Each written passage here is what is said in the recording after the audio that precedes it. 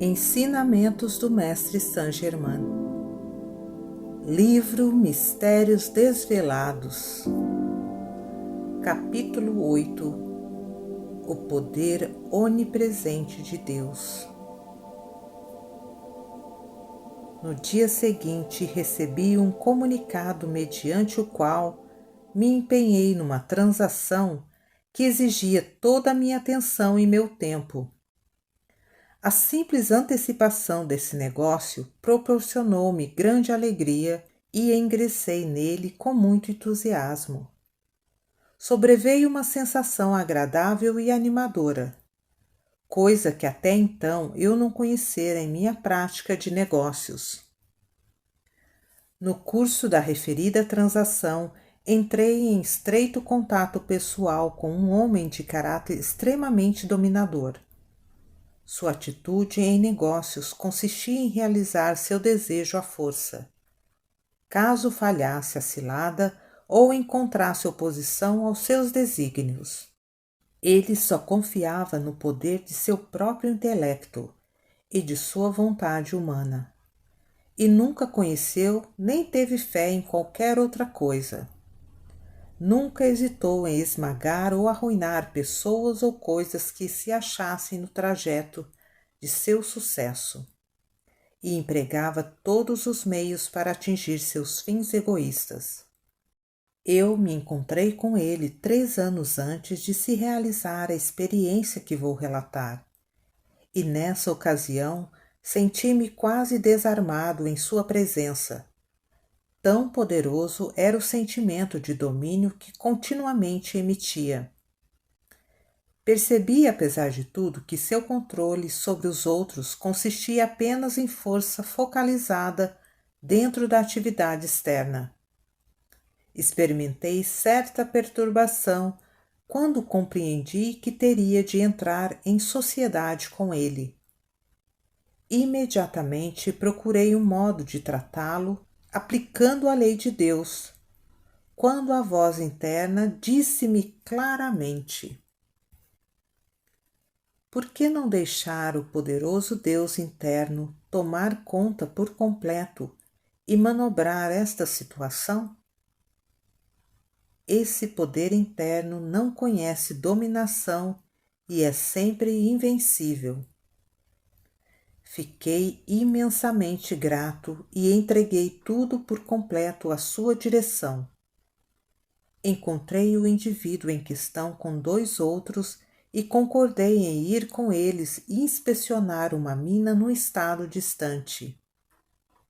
Senti que se tratava de uma mina muito valiosa, cuja propriedade era de uma senhora idosa que perdera seu bom marido em consequência de um acidente ocorrido nela alguns meses antes. Ele havia deixado seus negócios em condições precárias e nosso prepotente amigo resolvera comprar a mina ao seu próprio preço, que não era honesto. Depois de uma longa viagem de automóvel, chegamos ao nosso destino, cerca de 2 horas do dia seguinte. Encontramos a proprietária, que percebi era uma alma abençoada, leal e honrada. Imediatamente deliberei firmemente que ela haveria de fazer uma transação honesta e receber o justo valor da propriedade. Convidou-nos para uma agradável refeição, fim da qual prosseguimos para examinar a mina. Percorremos obras, túneis, galerias, poços e câmaras de mineração. Quanto mais eu observava, mais certeza tinha de que alguma coisa estava errada. A própria atmosfera parecia insuflar em mim esta convicção. Eu estava persuadido de que um rico veio de minério de ouro fora descoberto, sem que a proprietária tivesse sido informada. Sentia de qualquer modo que o comprador colocara secretamente um dos operários sob a responsabilidade de vigiar tal atividade e que este, durante as semanas de vigília, captar a confiança do superintendente. Percebi intimamente que o superintendente era um bom homem, mas que ainda não tinha despertado, espiritualmente falando. Enquanto permanecíamos em palestra com ele, meu Deus interno revelou-me integralmente o que ocorrera. Algum tempo antes, quando esses dois indivíduos estavam inspecionando o trabalho, chegaram a um lugar onde as perfurações haviam rompido a parede de um túnel, que conduzia diretamente ao coração da montanha.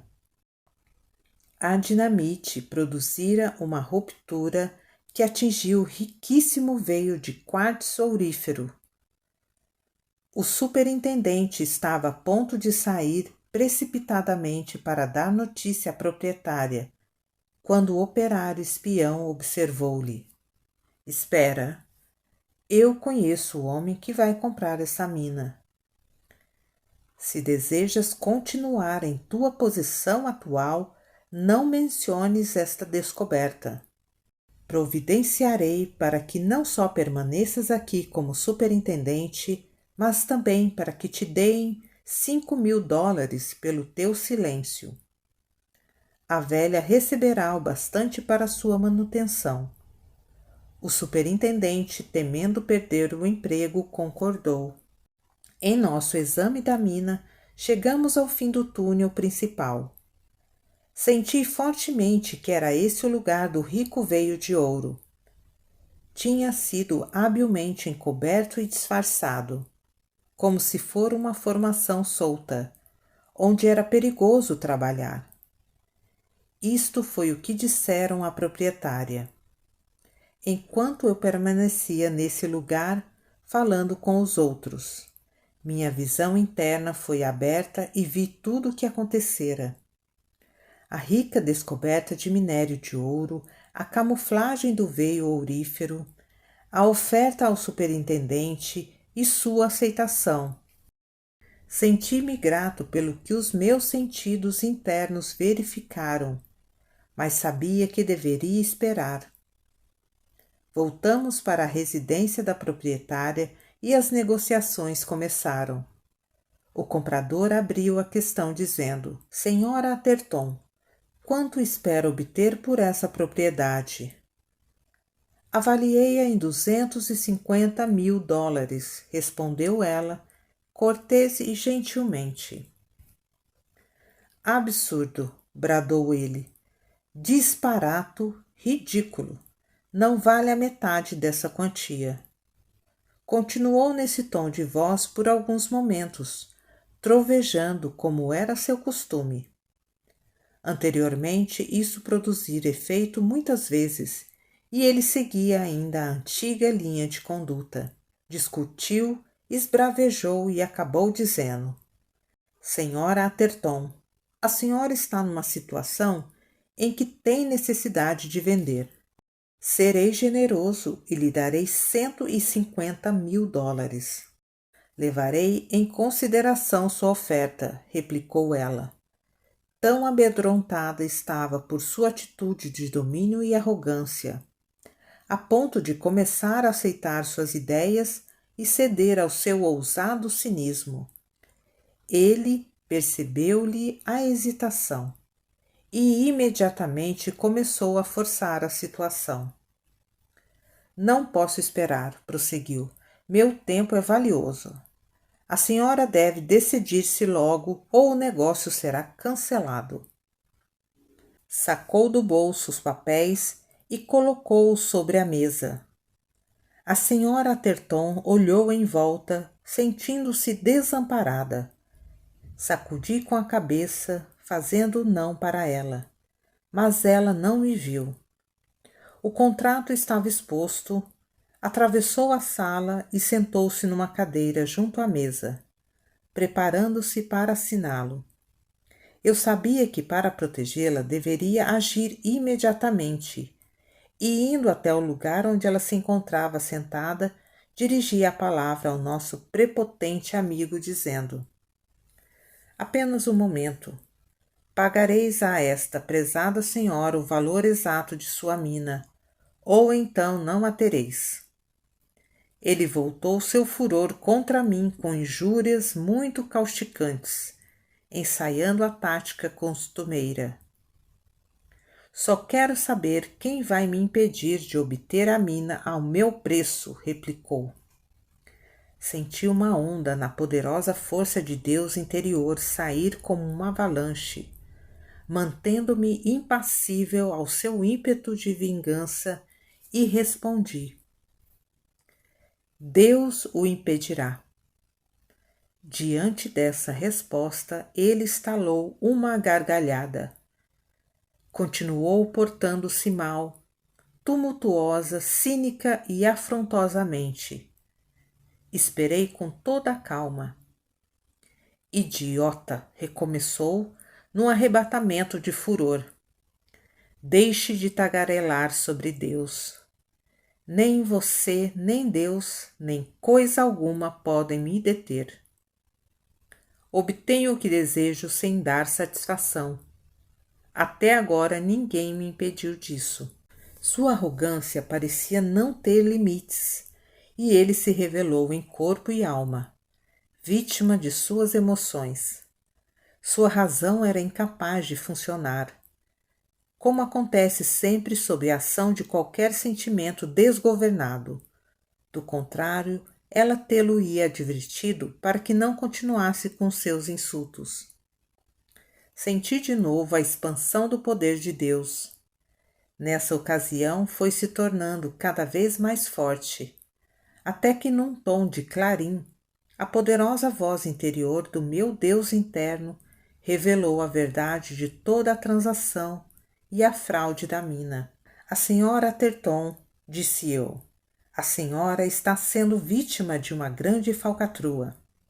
Seus operários descobriram um rico filão de ouro. Este homem tinha entre eles um espião que subornou o superintendente, a fim de que este silenciasse a respeito. O superintendente e os outros que se encontravam na sala ficaram pálidos e sem voz, à medida que meu eu interior continuava a expor sua traição. O pretenso comprador parecia sempre o mesmo em qualquer emergência, e, interrompendo-me, bradou com cólera selvagem: Você mente, far-lhe-ei saltar os miolos por tal interferência. Levantou então sua bengala de aço e, quando alcancei a mão para segurá-la, uma chama branca lançou-se subitamente, flamejando em cheio sobre sua face. Ele caiu no chão como que atingido por um raio. Então meu poderoso Deus interno falou de novo com toda a autoridade da eternidade, majestoso e imperioso: que ninguém se mova nesta sala sem a devida permissão. Meu eu externo, não mais eu, mas Deus em ação. Encaminhou-se para onde jazia o homem e continuou: Grande alma neste homem, é a ti que eu me dirijo. Por tempo demasiadamente longo tens estado prisioneira do seu dominador eu pessoal. Manifesta-te agora. Assume a direção de sua mente e de seu corpo. Corrige as inúmeras decepções que ele tem causado na vida presente. Dentro de uma hora, esta forte criação humana exterior de discórdia e injustiça que ele construiu será consumida, e nunca mais há de enganar ou dominar humanamente um outro filho de Deus. Ao externo ordeno: desperta-te. Segue em paz, amor, longanimidade, generosidade e boa vontade para tudo aquilo que vive. Lentamente a cor começou a voltar à face do homem, e ele abriu os olhos cheios de espanto. Deus em mim, agindo ainda, tomou-o gentilmente pela mão e, colocando o braço sobre seu ombro, ajudei-o a sentar-se numa ampla e confortável cadeira. Novamente ele comandou: Meu irmão, olhai para mim. Quando ele levantou seus olhos para os meus, um tremor passou-lhe pelo corpo e com voz apenas audível disse: Sim, eu vi. Compreendo como tenho andado errado. Deus me perdoe. Deixou cair a cabeça entre as mãos e escondeu o rosto, silencioso e envergonhado. Lágrimas começaram a pingar através de seus dedos e ele chorou como uma criança. Pagareis a esta prezada senhora $1.000.000, continuou meu Deus interior, e lhe dareis o interesse de 10% da mina. Também porque, no veio recentemente encontrado, há no mínimo 10 milhões de minério de ouro. Com profunda humildade e uma estranha doçura, ele respondeu: Que isso seja feito agora. Dessa vez pediu aos seus homens, em vez de ordenar-lhes, como de hábito, que preparassem os papéis nessa conformidade. A senhora Atherton e ele assinaram, completando a transação. Voltei-me para os outros que se encontravam na sala e percebi pela expressão de suas fisionomias que todos tinham sido tão exaltados em suas consciências que tinham podido ver além do véu humano, dizendo cada qual por sua vez: Nunca mais, com a ajuda de Deus, tentarei enganar ou prejudicar meu próximo. Eles tinham sido levados a reconhecer e aceitar plenamente o eu divino dentro de cada um. Era tarde da noite quando tiveram lugar essas ocorrências. A senhora Atherton fez-nos um convite cordial para que permanecêssemos como seus hóspedes durante a noite e a acompanhássemos na manhã seguinte a Fênix, para ser feito o registro dos papéis referentes à venda. Nesta mesma noite, depois da ceia, reunimo-nos numa confortável sala de estar, diante de uma grande lareira aberta.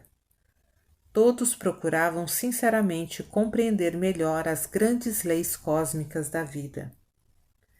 Perguntaram-me como eu me iniciara nessa espécie de conhecimentos. Falei-lhes do mestre Saint-Germain e do meio pelo qual o encontrara. Contei-lhes algumas de minhas experiências no Monte Shasta e o que ele dissera no curso de nossa conversação a respeito da grande lei cósmica. Meu filho, a grande lei cósmica não discrimina mais do que o faz a tabuada de multiplicação, se alguém comete erro ao aplicá-la, ou a eletricidade, quando alguém, ignorando a lei que lhe governa o emprego, tenta dirigir-lhe a força sem conhecer o modo de controlá-la. Os grandes decretos imutáveis, que por todo sempre mantêm a ordem no reino infinito da vida manifestada, se baseiam todos no grande princípio uno da criação, o amor. Isso é o coração, a fonte de tudo e o verdadeiro centro em torno do qual se realiza a existência no mundo da forma. Amor é harmonia, e sem ele no princípio de uma forma, esta forma não poderia vir à existência de modo algum. Amor é o poder coesivo do universo, e sem ele um universo não poderia existir. Em vosso mundo científico, o amor se expressa como força de atração entre os elétrons. É a inteligência diretriz que os compele para a forma, o poder que os conserva girando em torno de um núcleo central, e o alento dentro do núcleo que para este o atrai. A mesma coisa é verdadeira para todo e qualquer vórtice de força, em toda parte da criação. Um núcleo central com os elétrons girando-lhe em torno formam um átomo. Este núcleo de amor está para o átomo como polo magnético para a Terra e a espinha dorsal para o corpo humano. Sem um núcleo central ou centro do coração, só há luz universal informe. Os elétrons que enchem o infinito e giram em volta do grande Sol central. O elétron é o espírito puro ou luz de Deus. Ele permanece para sempre incontaminado e perfeito. É eternamente autossustentado, indestrutível, autoluminoso e inteligente. Se não fosse, não poderia obedecer e nem obedeceria à lei. Atividade dirigente do amor. Ele é imortal, inteligente, luz e energia sempre pura. A única real e legítima substância da qual tudo é feito no universo. É eternamente perfeita vida e essência de Deus. O espaço interestelar é preenchido por essa pura essência de luz. Não é escuro nem é caos, como tem sido a ignorante, limitada concepção do débil intelecto humano. Esse grande oceano de luz universal que existe por toda parte, por toda a infinidade, é constantemente trazido à forma e recebe esta ou aquela qualidade, de acordo com o modo pelo qual os elétrons são mantidos, pelo amor em torno de um ponto central ou núcleo. O número de elétrons que se combinam uns aos outros num átomo específico resulta e é determinado pelo pensamento consciente. A intensidade com que eles giram em volta do núcleo central resulta e é determinada pelo sentimento. A intensidade do deslocamento e movimento giratório dentro do núcleo central é o alento de Deus, e, portanto, a mais concentrada atividade do amor divino. Falando em termos científicos, seria denominado força centrípeta. São estes os fatores determinantes da qualidade de um átomo. Desse modo, vereis o átomo como uma entidade, uma coisa viva que respira, criada ou trazida à existência pelo alento, o amor de Deus, através da vontade da inteligência autoconsciente. Dessa maneira, o Verbo se fez carne. Pensamento e sentimento constituem o mecanismo que a inteligência autoconsciente emprega para realizar essa manifestação do seu ser. O pensamento destrutivo e o sentimento discordante alteram de tal modo a proporção e o grau de velocidade dos elétrons no interior do átomo, que a duração do alento de Deus dentro do polo é mudada. A duração do alento é decretada pela vontade da consciência que usa essa particular espécie de átomo. Quando essa vontade diretriz consciente é retirada, os elétrons perdem sua polaridade e se dispersam, procurando seu caminho de volta. Inteligentemente, notai. Para o grande Sol central, repolarizando-se. Ali recebem somente amor, pois o alento de Deus é interminável, e a ordem que é a primeira lei é eternamente mantida. Alguns cientistas têm sustentado e ensinado que os planetas colidem no espaço. Tal coisa é impossível. Para isto acontecer, teria que ser arremessado no caos todo o plano da criação. Felizmente, as poderosas leis de Deus não estão subordinadas às opiniões de alguns dos filhos da Terra. Pensem o que pensarem os cientistas terrenos, a criação de Deus está sempre se movendo para diante e expressando perfeição cada vez maior. O pensamento construtivo e o sentimento harmonioso dentro da mente do corpo humano são as atividades do amor e da ordem. Estes permite que a perfeita proporção e velocidade dos elétrons dentro do átomo se mantenham permanentes. Desse modo, eles buscam o seu caminho inteligentemente até o grande Sol central, para repolarizar-se sempre que houver dispersão e perda da polaridade. E enquanto for mantida a duração do alento de Deus dentro de seu núcleo, pela vontade da inteligência diretora autoconsciente que utiliza o corpo no qual eles existem. Desse modo, a qualidade de perfeição e a manutenção da vida num corpo humano estão sempre sob o controle consciente da vontade do indivíduo que o ocupa. A vontade do indivíduo é suprema com relação ao seu templo, e mesmo em caso de acidente, ninguém deixa seu corpo-templo enquanto não o quiser. Muitas vezes, os padecimentos do corpo, o medo, a incerteza e muitas outras coisas influenciam a personalidade para mudar suas decisões acerca do que decidiu no passado. Mas tudo o que acontece ao corpo está e estará sempre sob o controle da livre vontade individual. Para compreender a explicação acima, concernente ao elétron e ao controle consciente que o indivíduo tem para governar a estrutura atômica do próprio corpo através do seu pensamento e sentimento, deve compreender o princípio uno que governa a forma por toda a imensidade. Quando o homem fizer o esforço necessário para provar isto a si mesmo, ou dentro do seu próprio corpo atômico de carne, então tratará de se dominar.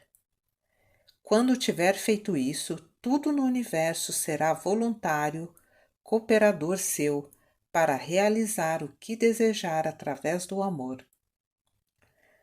Todo aquele que se faz voluntariamente obediente à lei do amor tem a perfeição em sua mente e em seu mundo permanentemente mantida. A ele e só a ele pertence toda a autoridade e mestria.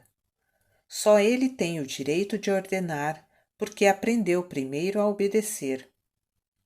Quando tiver conseguido a obediência da estrutura atômica dentro de sua própria mente e corpo, toda a estrutura atômica fora de sua mente e de seu corpo também lhe obedecerá. Assim, a humanidade, através do pensamento e do sentimento, tem o poder, cada indivíduo dentro de si mesmo, de se elevar à maior altura ou submergir na maior profundeza. Cada um por si só determina seu próprio caminho de experiência, pelo controle consciente de sua atenção quanto àquilo que permite a própria mente aceitar, pode andar e falar com Deus. Face a face, ou, desviando-se de Deus, tornar-se inferior aos animais, mergulhando sua consciência humana no mais profundo esquecimento. Neste último caso, a chama de Deus dentro dele se retira de sua habitação humana. Depois de eões de tempo, ela tenta de novo uma jornada humana no mundo da matéria física, até que a vitória final seja alcançada conscientemente e por sua livre vontade. Falei-lhes das possibilidades ilimitadas que, como Saint-Germain me mostrara, estão perante a humanidade sempre que haja aceitação voluntária da grande presença divina. Perguntou-me o comprador da mina por que usava eu tantas vezes a palavra aceitação. E eu relembrei as palavras que Saint-Germain empregara para explicá-la a mim, dizendo: mesmo na atividade externa de vossa vida, se comprardes alguma coisa e não a usardes, ou se algo maravilhoso e perfeito vos oferecerem e não o aceitardes, ser-vos-á impossível tirar daí algum proveito. Assim acontece com a grande presença de Deus dentro de nós. A menos que reconheçamos que a nossa vida é a vida de Deus e que todo o poder e energia que dispomos para fazer o que quer que seja é poder de Deus e energia de Deus, como poderemos ter qualidades de Deus e realizações em nosso mundo? Como filhos de Deus, somos autorizados a escolher a quem serviremos, se a poderosa presença de Deus dentro de nós ou a personalidade humana exterior. A satisfação dos apetites humanos exteriores e das exigências dos sentidos tem como único resultado miséria e destruição. Todo desejo construtivo é realmente o próprio Deus interno, impulsionando a perfeição a manifestar-se, para uso e proveito do eu externo. A grande energia de vida está fluindo através de nós constantemente. Se a dirigirmos para realizações construtivas, ela nos trará alegria e felicidade. Se a dirigirmos para a satisfação dos sentidos, não pode haver senão miséria como resultado, porque tudo é ação da lei, uma vida, energia impessoal. Conservai diante da atividade externa de vossa mente a lembrança constante de que sois vida, Deus em ação, em vós mesmos e em vosso mundo. O eu pessoal está constantemente clamando pela posse de bens materiais e poder, quando a própria energia mediante a qual existe lhe é cedida pelo seu Deus interno. A externa atividade humana pessoal não possui nem mesmo a própria pele. Até os átomos de seu corpo lhe são emprestados pela suprema presença de Deus, do grande oceano de substância universal. Exercitai-vos em fazer voltar todo o poder e autoridade para a grande e gloriosa chama divina, que é vosso eu real, e a fonte da qual tendes recebido sempre tudo o que é bom. Conversamos até às 2 horas da manhã, quando sugeri que nos recolhêssemos. Ninguém queria dormir, mas eu lhes disse: dormireis nos braços de Deus. E na manhã seguinte mostraram-se surpresos por terem conseguido dormir tão rapidamente. Levantamos às 7 horas e nos dirigimos para Fênix.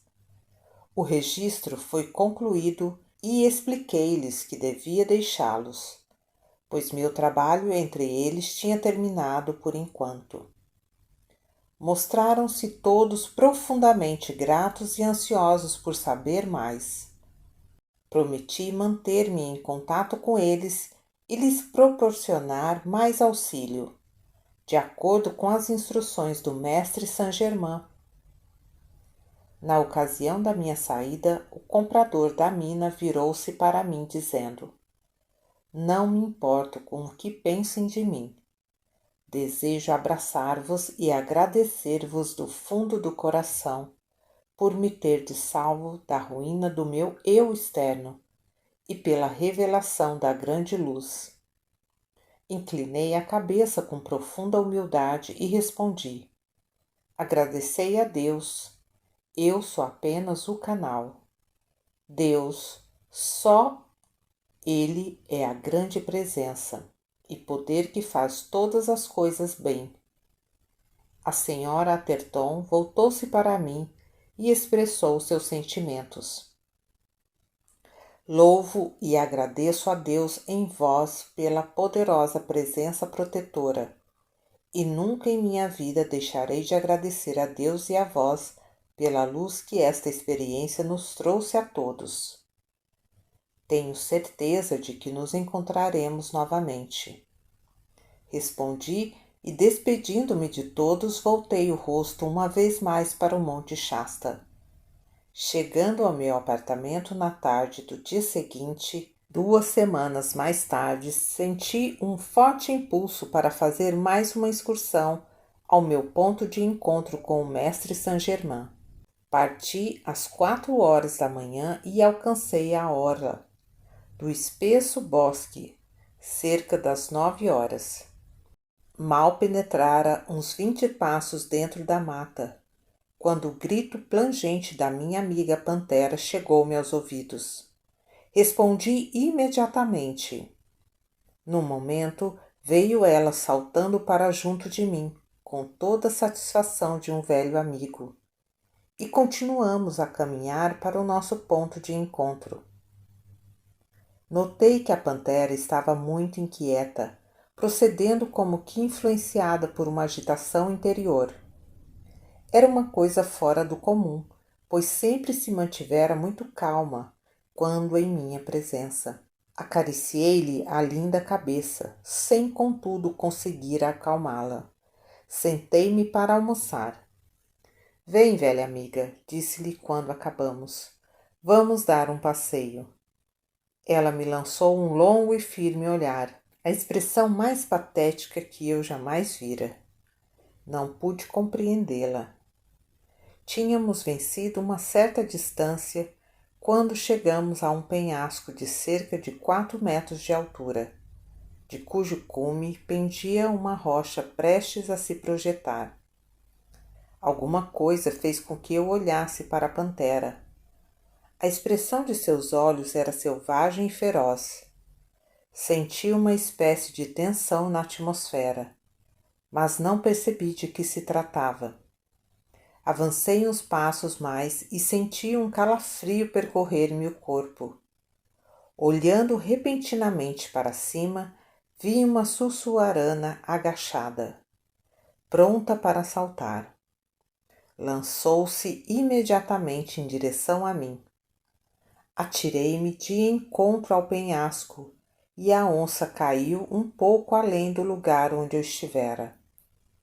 Como um relâmpago, a pantera saltou e as duas travaram combate mortal. Não há palavras que possam descrever o terror da luta que se seguiu. Elas gritavam, rolavam e se dilaceravam com as garras. A sussuarana era consideravelmente mais pesada e pareceu por algum tempo que levava vantagem.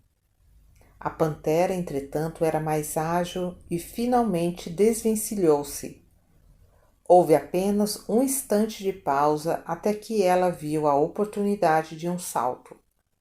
Atirou-se no dorso de sua inimiga, cravando-lhe os dentes atrás das orelhas.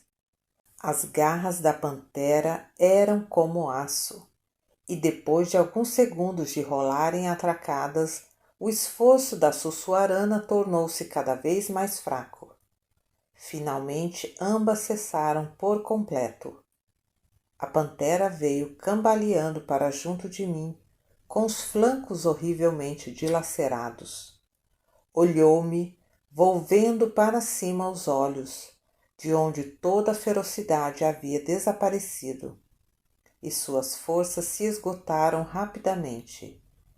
Deixou transparecer uma expressão de contentamento e, subitamente dando um grito plangente, caiu morta aos meus pés.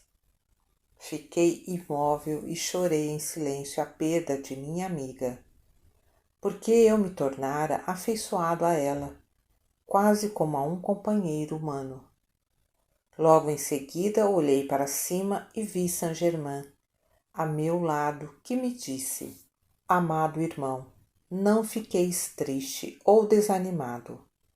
Vosso contato com a pantera acelerou-lhe de tal modo a consciência que ela não poderia permanecer por mais tempo em seu corpo atual, e a grande lei cósmica exigiu-lhe algum serviço em benefício vosso. Este ela vô-lo prestou em amor, salvando-vos a vida. Tudo está verdadeiramente bem. Tocou-me então a testa com o polegar da mão direita. Sede em paz, continuou, ao mesmo tempo que o sentimento de pesar me abandonava e eu me sentia completamente aliviado. A grande lei cósmica não falha. Não podemos receber sem dar, assim como não podemos dar sem receber. Desse modo é mantido o grande equilíbrio da vida. Congratulo-me sinceramente convosco pelo serviço prestado na mina e pela vossa serenidade durante os acontecimentos. Todos os que tomaram parte naquele episódio tornar-se-ão grandes auxiliares da humanidade. Brevemente serei chamados a prestar serviço muito maior do que qualquer outro que prestastes até agora. Quando a ocasião for chegada, lembrai-vos sempre de que o que atua é o poder e a inteligência de Deus, sendo vossa mente e vosso corpo apenas o canal. Até que vos encontreis com essa experiência vindoura, meditai constantemente no poder ilimitado de Deus, que através de vós pode expressar-se a qualquer tempo. Perguntei-lhe qual é a atitude do mestre ascensionado em relação aos numerosos canais pelos quais a verdade parcial é divulgada. Ele respondeu-me: há muitos canais sinceros. Alguns têm mais compreensão que outros. São todos filhos de Deus, servindo do melhor modo possível, de acordo com a compreensão que têm no momento. Não podemos julgar ninguém. Devemos reconhecer e ver só Deus, expressando-se em tudo. Nosso esforço é abençoar toda atividade, onde quer que seja. Vemos a luz interior irradiar através de tais atividades, e isso torna impossível nós nos enganarmos quanto a expressarem ou não a verdade. O mesmo sucede no que concerne aos indivíduos. Os que oferecem seus serviços em nome do ascensionado Jesus Cristo receberão sempre mais do que o normal poder sustentador. Tínhamos percorrido uma pequena distância quando ele disse: vinde, eu vos acompanharei até em casa. Ponde o braço no meu ombro. Assim o fiz e senti meu corpo erguer-se do solo. Dentro de poucos momentos, eu estava em meu quarto. Queira encontrar-me daqui a 7 dias no local de costume, disse ele, para então terminarmos nosso trabalho nesta parte do país.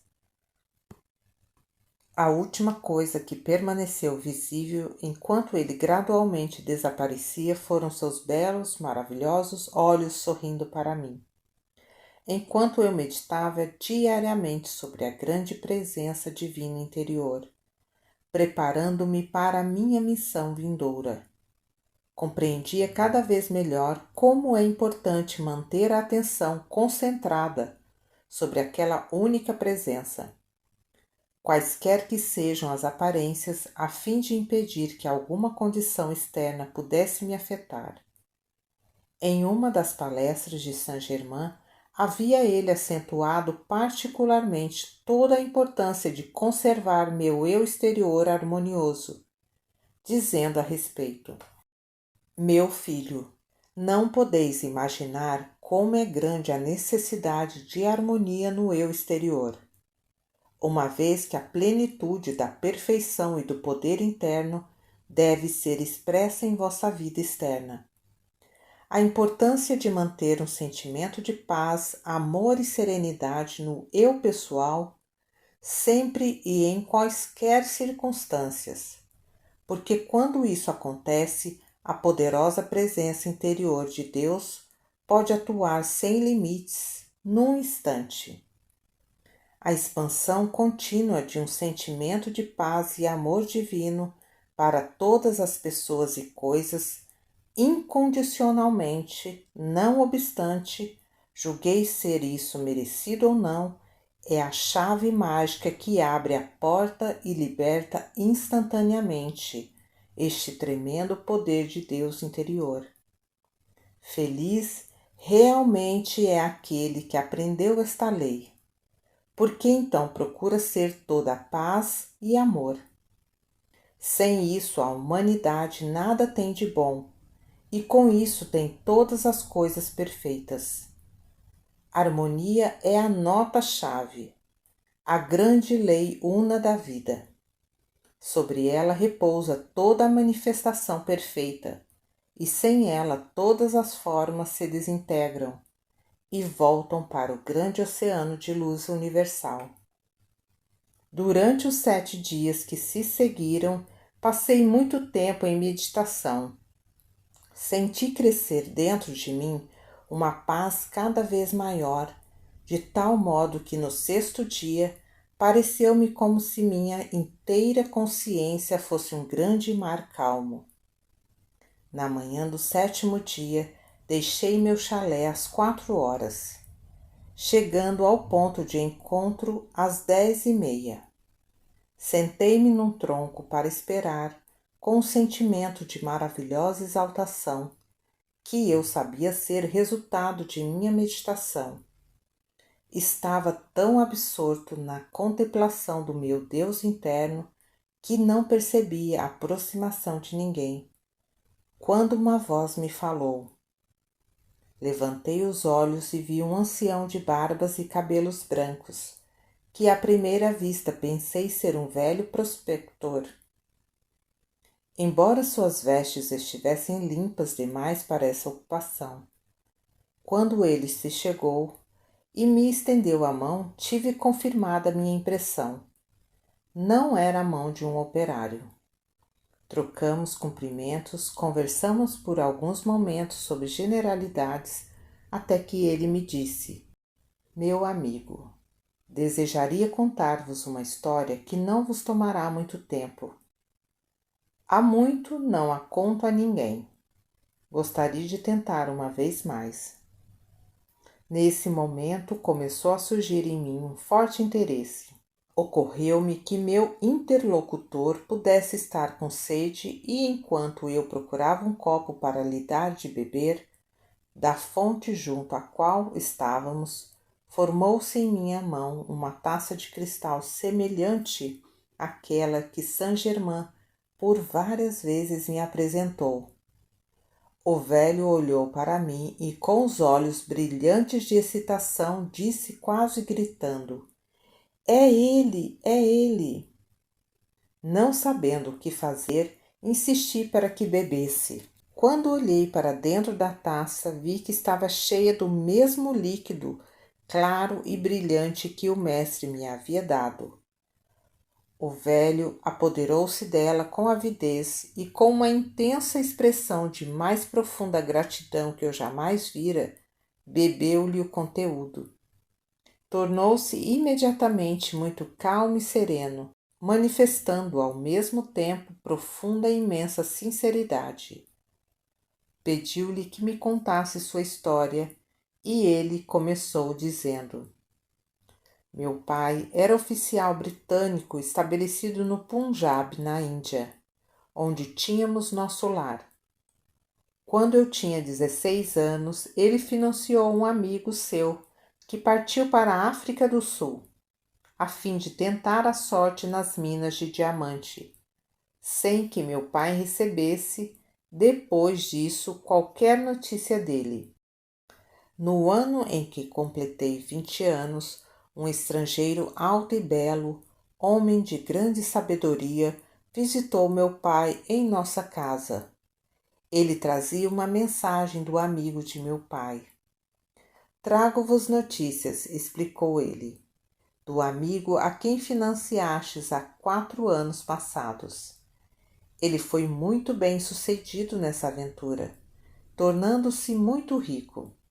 Morreu recentemente nas minas e não deixou parentes. Toda a sua fortuna foi deixada para vós, devendo passar às mãos de vosso filho no caso de vossa morte. Se desejardes, eu me encarregarei do assunto dessa transferência. Não posso deixar a Índia no momento, porque estou aqui em missão do governo, respondeu meu pai. Aprecio grandemente vossa oferta de vos encarregardes na questão por mim. Eu estava perto durante essa conversa e quando eles chegaram a um acordo, o estrangeiro disse-me: meu filho, Quando encontrardes o homem que vos ofereça uma taça de cristal cheia de um líquido brilhante, tereis achado aquele que vos pode ajudar a fazer a ascensão do vosso corpo. Não posso dizer-vos mais do que isso, senão que haveis de encontrá-lo numa grande montanha da América do Norte. Isto pode parecer vago, presentemente, mas é tudo que me é possível dizer. O estrangeiro partiu e 1 mês mais tarde meu pai, que viajava para ajustar certos negócios do governo com os nativos, foi baleado e morreu antes de ser levado para casa. Eu era filho único e, passado 1 mês, preparamo-nos, minha mãe e eu, para regressar à Inglaterra. Justamente antes de nossa partida, veio de novo o mesmo estrangeiro e disse que estava pronto para transferir a fortuna de meu pai para mim. Contei-lhe que meu pai tinha sido baleado e morto. Sim, respondeu o estrangeiro. Quando parti há 2 meses, sabia que seu pai morreria antes de minha volta. Já providenciei para que a fortuna seja transferida para vós, ou antes para o Banco da Inglaterra, à vossa disposição. Aqui está o dinheiro de que podeis precisar na viagem de volta, e os documentos da transferência, bem como as credenciais de que tereis necessidade junto ao banco. Apresentai-as e recebereis custódia de vossa fortuna. Grande parte dela é representada por diamantes de primeira qualidade. Agradeci e ofereci pagamentos pelos seus serviços, mas ele respondeu: vossa bondosa intenção é muito louvável, mas isso já está ajustado. Sentir-me-ei feliz em acompanhar-vos até o navio em Bombay. A viagem revelou-me sua grande sabedoria, e a seu lado eu me senti como uma criança. Sei agora que ele me envolveu numa radiação que permaneceu comigo pelos anos afora. Providenciou sobre o passaporte, acompanhou-nos até o navio e suas últimas palavras para comigo foram estas: lembrai-vos, a taça de cristal, procurai e achareis. Depois de uma viagem magnífica, chegamos a Southampton. Fomos para Londres, onde apresentei minhas credenciais ao Banco da Inglaterra. O funcionário que me atendeu observou: sim, nós os esperávamos hoje. Aqui estão seu talão de cheques e a caderneta do banco. Examinei-os para ver a quanto montava minha fortuna e fiquei espantado ao saber que haviam 100.000 libras depositadas a meu crédito. 5 anos mais tarde, faleceu minha mãe. Transferi metade de minha fortuna para um banco de Nova York e comecei a procurar o homem com a taça de cristal. Nunca poderei reproduzir os desapontamentos, as provações e a tristeza que experimentei. Mas, apesar de tudo, por qualquer razão, nunca desisti. O fato que me parece mais estranho é que, enquanto envelheço na aparência externa, minha energia e minhas forças são grandes como nunca, e algumas vezes eu considero maiores do que na plenitude de minha mocidade. Minha idade? 70 anos. Hoje senti necessidade de enveredar por este caminho, e louvo a Deus por vos ter encontrado.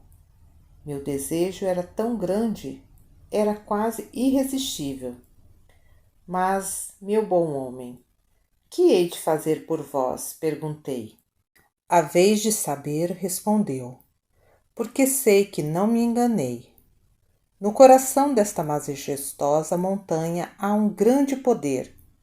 Eu o sinto. Pede a Deus que vos mostre o que deveis fazer.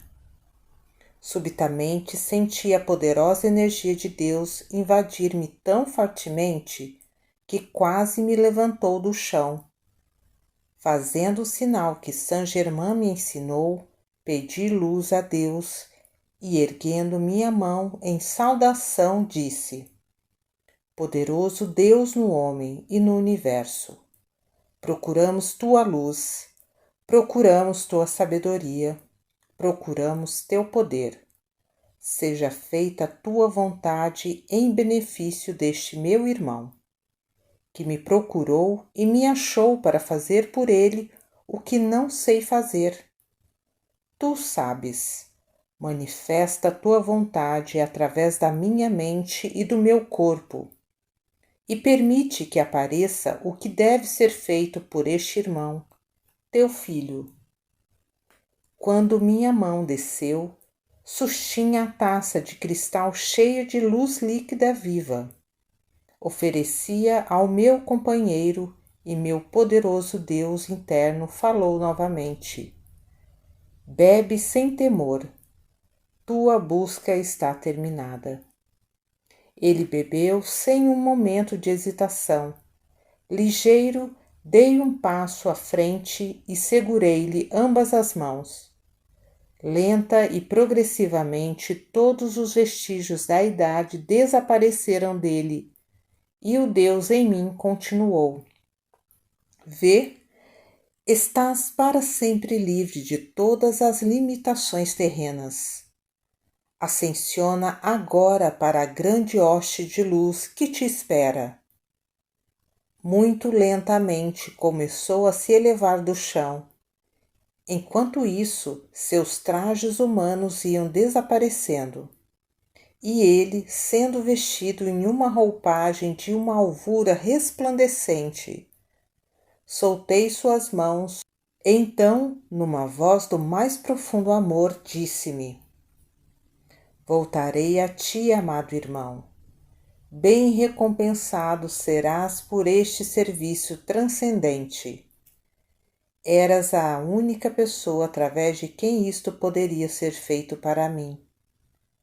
Algum dia verás por quê. Com um sorriso feliz, ele desapareceu num radioso caminho de luz. Quando a poderosa força de minha presença retrocedeu, estava eu tão aturdido que caí de joelhos e ofereci a mais profunda oração de minha vida, em grata humildade e louvor pelo privilégio de prestar tal serviço. Levantei-me e o mestre Saint-Germain recebeu-me em seu maravilhoso abraço. Meu amado irmão, disse-me ele, estou muito satisfeito. Nobre e leal foi vosso apoio ao grande Deus interno em vós. Com grande beleza recebestes vosso poderoso Deus em ação. Eu vos felicito. Permanecereis sempre dentro de nosso abraço, ainda que exteriormente nem sempre tenhais disso percepção. Vós vos tornastes um digno mensageiro da grande fraternidade branca e da hoste ascensionada. Mantende-vos junto de vosso poderoso eu divino. Assim estarás sempre pronto para prestar serviço em qualquer parte e para qualquer fim requerido. Meu amor vos envolve. Eu vos informarei quando houvermos de nos encontrar outra vez.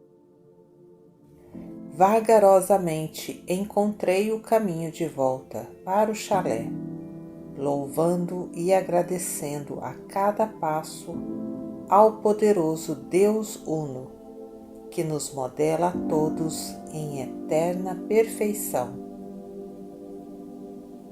Fim do 8º capítulo, fim deste maravilhoso livro, que eu fiquei muito feliz em poder compartilhar com vocês. Um grande abraço, gratidão e até a próxima leitura. Muito obrigado.